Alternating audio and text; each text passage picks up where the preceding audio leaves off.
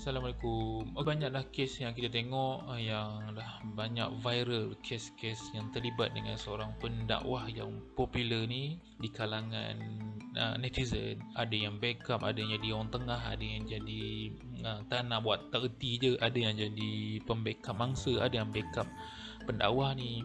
Sebahagian daripada netizen ni ada yang bercerita tentang aib, ada cerita tentang jenayah. Ada yang cakap ini jenayah, kena beritahu orang.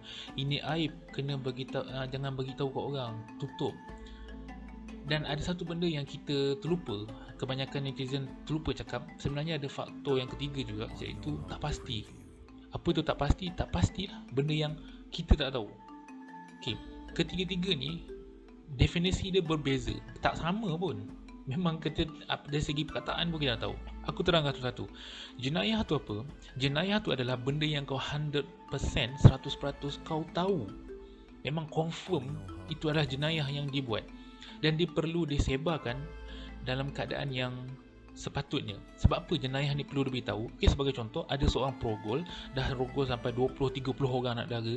Memang dah 100% confirm dia perogol, bukti semua ada, tapi belum ditangkap.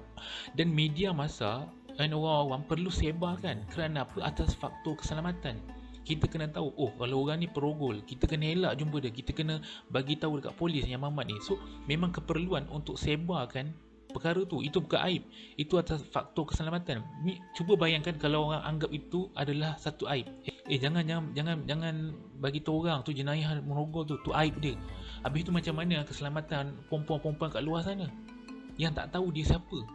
So, itu function menyebarkan jenayah yang orang buat untuk menyelamatkan nyawa orang lain, menyelamatkan maruah orang lain. Itu jenayah. Definisi aib pula adalah perkara yang orang tu dah bertaubat, kisah silam, perkara yang dia dah buat dan dia dah tak buat lagi. Sebagai contoh banduan, dia dah keluar penjara, dia dah bertaubat, dia dah tak nak dah mencuri, merompak semua. Tiba-tiba ada orang dengki, ada orang tak puas hati dengan dia, sebar, buka balik cerita lama dia. Dia dah kena hukuman dunia dah pun, dah kena penjara, dan dia keluar dari penjara, dia dah bertaubat. Dia tak nak cerita kat orang, tiba-tiba orang pergi buka cerita dia, padahal dia dah tak buat benda tu. Itu adalah aib, perkara yang memalukan dia, sedangkan dia dah tak buat. Dan tiada keperluan untuk orang tahu. Itu aib. Kenapa perlu orang tahu? Sebagai contoh, ada kecacatan pada tubuh kita. Kenapa perlu orang tahu? Kenapa perlu orang bagi tahu yang kita ada luka, kita ada parut, kita ada kecacatan dekat badan? Kenapa perlu orang tahu? Itu aib. Yang ketiga pula yang tadi aku sebut adalah perkara yang tak pasti. Perkara yang tak pasti ni, kau tak tahu pun dia salah ke dia betul. Kau tak tahu. Bila kau dalam keadaan kau tak tahu, kau tinggalkan, kau serahkan kepada orang yang arif. Sebagai contoh lah, kau seorang pekedai runcit. Tiba-tiba engkau nak masuk campur kes orang berkaitan dengan orang sakit yang pergi hospital. Adakah layak engkau seorang pekerja kedai runcit nak masuk campur kerja doktor? Sebagai contoh, doktor bedah buat scissor untuk orang yang operate untuk beranak. Dan kita secara logik, fikiran kita sebagai orang yang tak ada ilmu perubatan, kita akan fikir, kenapa kau potong perut orang ni? Macam mana kau nak cantum balik? Aku ni sebagai kedai runcit, aku pernah potong ayam, macam mana aku nak jahit balik? Mana boleh luka ni? Kita komplain, kita marah dia apa semua. Kau bukan ahli dia dan kau kritik keadaan itu. Begitulah situasi yang berada dalam keadaan hari ini. Bukan kisah pasal pendakwah yang viral hari ni, tapi banyak dah, sebenarnya banyak dah.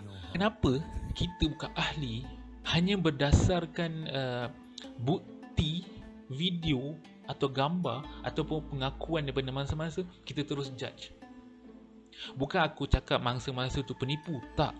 Kita siapa? Kita detektif ke? Polis ni sendiri pun, detektif sendiri pun tak mengeluarkan apa-apa pun, tak cakap apa pun. Peguam pun tak cakap apa pun lagi. Kita yang hanya berdasarkan apa yang dipaparkan depan muka, terus kita komplain, terus kita kritik. Adakah itu caranya? Kau siapa? Itu persoalan dia. Kau tak pasti apa yang berlaku. Siapa salah, itu bukan hak kita untuk judge. Hanya berdasarkan video, dia salah. Walaupun dari segi logik akal kita, ini video, ini bukan deepfake, ini betul real. Seperti mana aku beritahu tadi, pandangan kita sebagai bukan ahli, adakah cukup dengan hanya menggunakan akal logik kita untuk menentukan kesalahan. Kita secara logik fikir ini deepfake ni, deepfake ataupun ni bukan deepfake ni, takkan deepfake. Kita pakai logik kita. Kita ni siapa? Polis pun tak bising. Kita dalam 1 saat tengok dah tahu dia salah. Punya susah orang-orang polis, detektif ni daripada masuk U dulu nak dapatkan diploma, ijazah, PhD dia, nak naik pangkat sampai jadi ketua apa semua, semata-mata sepanjang perjalanan hidup ni untuk mendapat segala-galanya menjadi seorang detektif. Jawapan kita tak payah belajar panjang lama, tak payah dapat pangkat, tengok video salah.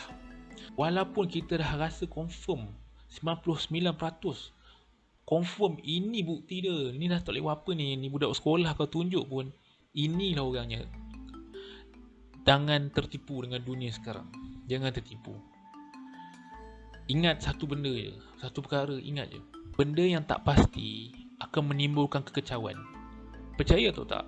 Benda tak pasti, dia akan timbulkan dua pecahan. Yang setuju dan yang tak setuju.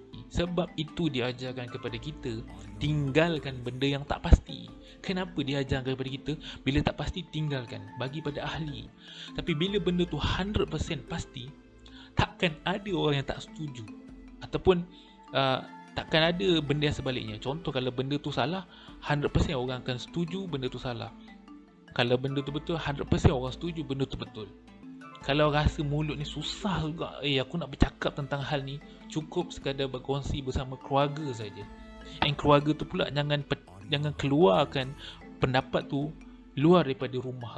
Kerana perpecahan umat, salah satu asbab adalah berbunca daripada perkara yang tak pasti. Tinggalkan benda yang tak pasti. Walaupun kau rasa dah 100% dah, Aku adalah saudara mangsa ni. Aku nampak contoh, aku nampak ada mata aku. Okay, aku nampak mata aku sendiri. Kalau betul lah kau nampak mata kau sendiri, engkau pun tetap kena berdiam diri, serahkan pada ahli. Kerana apa? Bila kau bercakap macam tu, hanya kau dan Allah SWT dan mangsa dan juga pemangsa saja yang tahu. Walaupun kau bersuara benda tu, orang lain tetap akan berpecah kepada dua. Setuju dan tak setuju. Kau telah menjadi asbab perpecahan kepada orang, membentuk dua kelompok. Jadi sebelum aku akhiri video ni, itulah apa yang aku cuba sampaikan. Aib, jenayah dan tak pasti, 3 perkara tu ingat sampai mati. Benda ni lah confirm kita akan berpecah kepada dua kelompok. Hati-hati, fitnah tu halus. Bila fitnah tu halus, kau tidak boleh nampak dengan jelas sebab dia terlalu halus. Kau baliklah kepada Al-Quran, As-Sunnah, Hadis, kerana kau bukan ahlinya. Duduk bersama orang-orang soleh, bersama orang-orang ahlinya, insya-Allah. Assalamualaikum. Semoga Allah melindungi kita semua umat Islam. Terima kasih.